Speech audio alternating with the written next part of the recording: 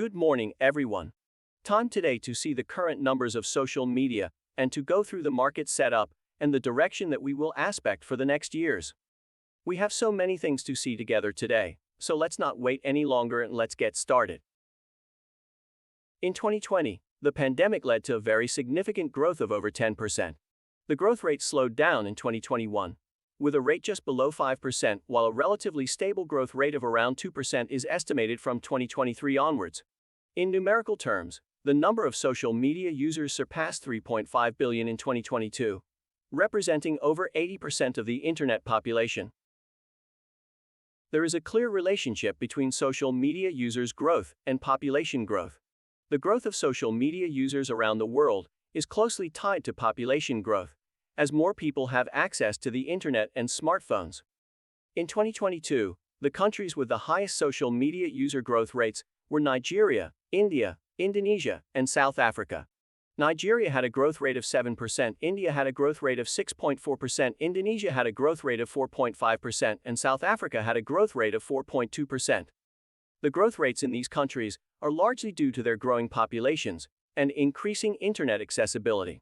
As more people have access to the internet, social media platforms are becoming more popular, providing people with a platform to connect with others, share information, and engage with the world.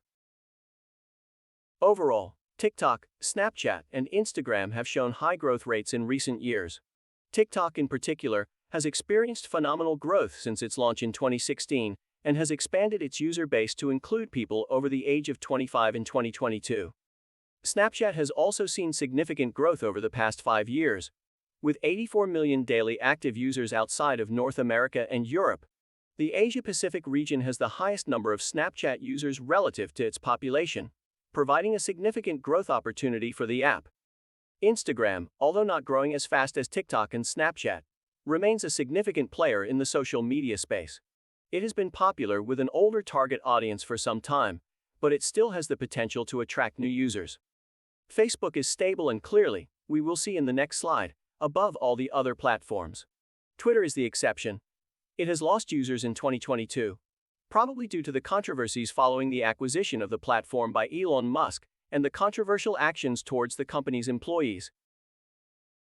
These figures show the estimated number of social media users for each platform as of 2022. Facebook remains the largest social media platform with over 2 billion users, followed by Instagram with 1.2 billion users.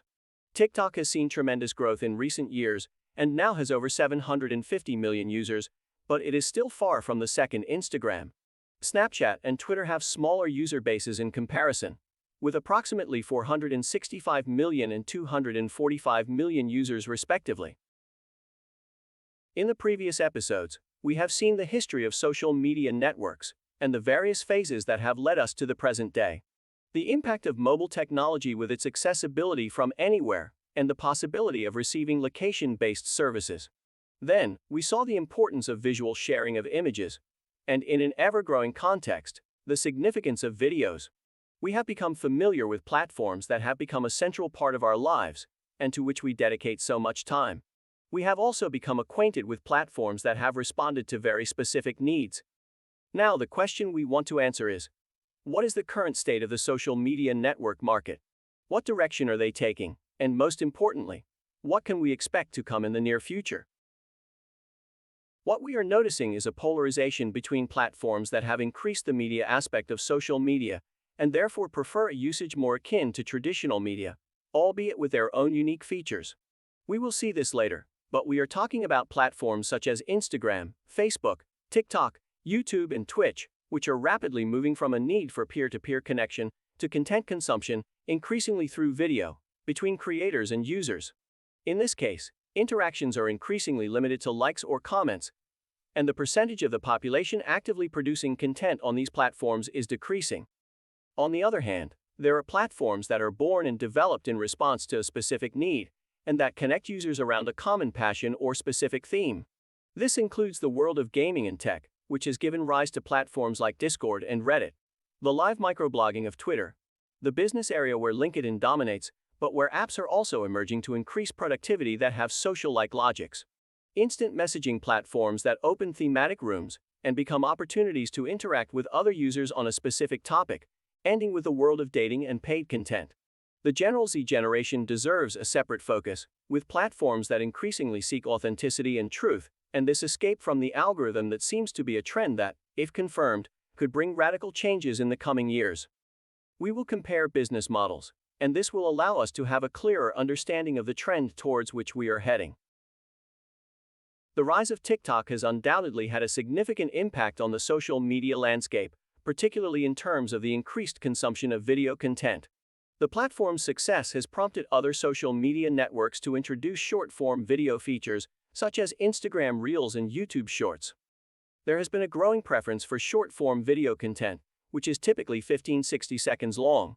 These videos are more easily consumable and shareable, making them more appealing to younger audiences who are often the biggest consumers of social media. However, longer-form video content is also growing, particularly on platforms such as YouTube and Facebook Watch. As for the subjects of these videos, there is a wide variety of content being created and consumed. Popular genres include humor, dance, music, food, travel, and educational content. Additionally, there has been a rise in video content that focuses on social issues and activism, with users utilizing the platform as a means of raising awareness and sparking important conversations.